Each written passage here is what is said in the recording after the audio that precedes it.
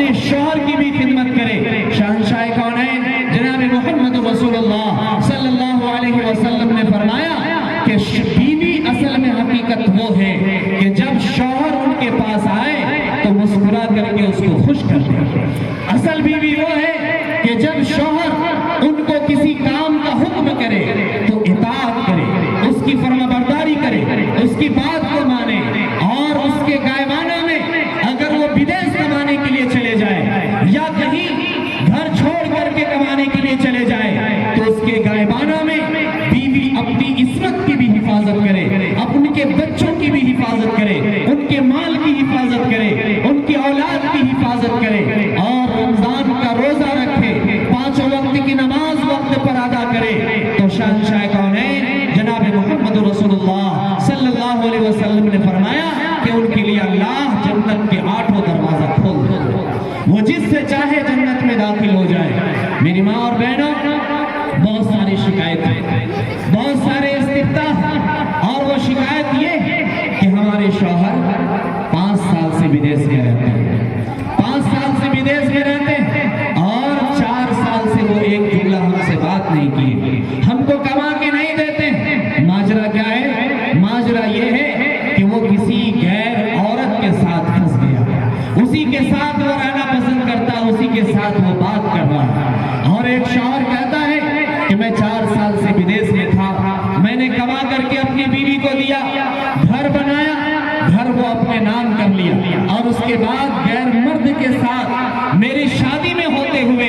غیر مرد کے ساتھ شادی رچا لیا، اور میری زمین کو وہ بیچ کر کے فرار ہو گئی۔ 3 بچے ہیں ان کے ساتھ۔ افسوس کے ساتھ، حسرت کے ساتھ،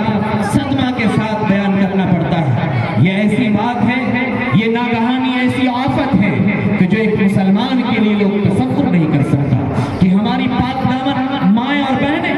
اس طرح کے رویہ اختیار کر سکتی ہے۔ شوہر ان کی عزت کی تحفظ کے لیے، ان کے بچوں کی تعلیم کے لیے، ان کے سر کے اوپر چھت ڈالنے کے لیے گھر چھوڑ دیتے ہیں، بیوی بچوں کی محبت کو تیاگ دیتے ہیں، در در کی ٹھوکر کھاتے ہیں، اور اس کے بعد کما کر کے بیوی بچوں کے سر پر سایہ ڈالتے ہیں، ان کی خوراک، ان کی پرورش کے لیے ہر طرح کی محنت کرتے ہیں۔ اب اگر اس کی بیوی اپنے شوہر کی امانت میں خیانت کرتی، کسی غیر محرم کے ساتھ بھاگ جاتی ہے، یا وہ اپنی عزت کی سودا کرتی ہے، تو کان کھول کر کے سن لیجئے،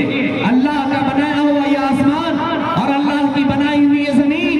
کبھی برداشت نہیں کرے گی، اور جب قیامت قائم ہوگا، حشر برپا ہوگا، جب سور میں پھونک مار دی جائے گی،